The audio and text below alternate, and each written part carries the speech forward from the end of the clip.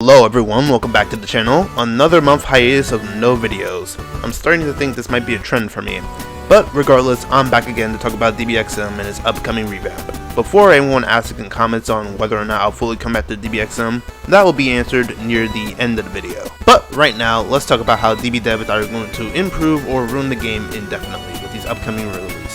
First on the list are the buffs to the EXP. First up on the list are the buffs to the EXP gains and new prestige changes. The buffs to the EXP, in short summary, gives enough EXP to give 11 to 12 levels for the people who have it prestiged, which is just... I don't know how fucking...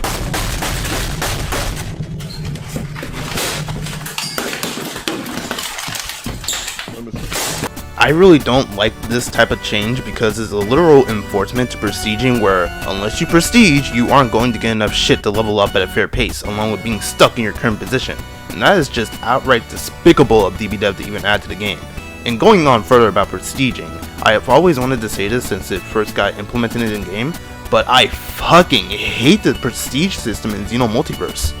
Mainly because of the glaring fact that prestiging just doesn't work in an actual Dragon Ball game, where you're literally forced to reset all of your skills and powers for a few extra levels. I touched upon prestige as a concept in this game on my last DBXM video a few months ago, so I'll just play this clip for new watchers. And that your game is based on Dragon Ball. You know, a series that revolves around the concept of breaking your limitations on the daily. It's honestly kind of weird how you're saying you want to remove the set limitations of your current power system only to completely dump said power system and replace it with your old power system that has more set limitations revolved around it. And please don't mention the infinite prestige feature as a counter argument, because as a concept, infinite prestige is just dumb and completely random.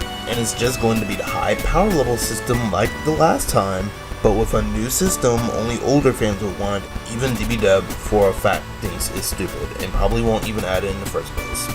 A prestige system in a Dragon Ball game only works for poorly made Dragon Ball games for babies, like Dragon Ball Rage, Dragon Ball Burst, along with games of a similar caliber, and here's an exception with a good game, Dragon Ball Final Stand. Those games are mostly okay with the prestige system, while with Xeno Multiverse, it doesn't really fit the mold that it has, if you catch my drift. If you don't understand why prestiging is not good for a Dragon Ball game, imagine in a Ben 10 game, where you reach the mastery requirement to evolve your Omnitrix and get it recalibrated. The game resets you completely and you have to not only get the original Omnitrix back, but you have to grind and unlock all the other aliens again and get the mastery bar full again in order to get your watch recalibrated.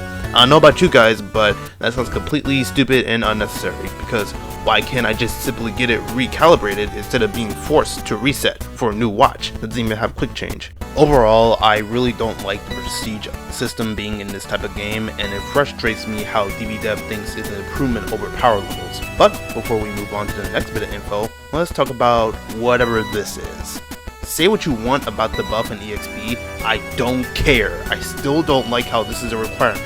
Super Saiyan at level 900? Really? I know having a high requirement makes the challenge of getting Super Saiyan more fun and makes getting the reward all the sweeter and whatnot, but 900 seems a bit too excessive, no? Just me? Okay. Next up is a sneak peek of Bulma's quest involving collecting time machine parts to go back in time and do some raids, which I found pretty cool at first glance. I find it to be kinda unique to add something like this to unlock the raids. Oh, and another thing, it's kind of a bit funny to see Bulma casually flying around with ease and getting her ass kicked by the Red Ribbon Robot. Then there's this minor add-ons for the re-release of the game, which I mostly liked. I can see the potential in DBXM possibly coming back to the form of glory, aside from the prestige nonsense, which even for that, DB Dev nerfed it, sort of. Now, the question everyone's been waiting for. Will I come back to DBXM? Maybe. I might check the game out when it releases its demo, which will probably come out on Saturday, and if it presses me, I might just come back and make content for the game again. So if you're interested in that, be sure to subscribe for more Dragon Ball content and like the video if you agree with anything I said, and I will see you all next time.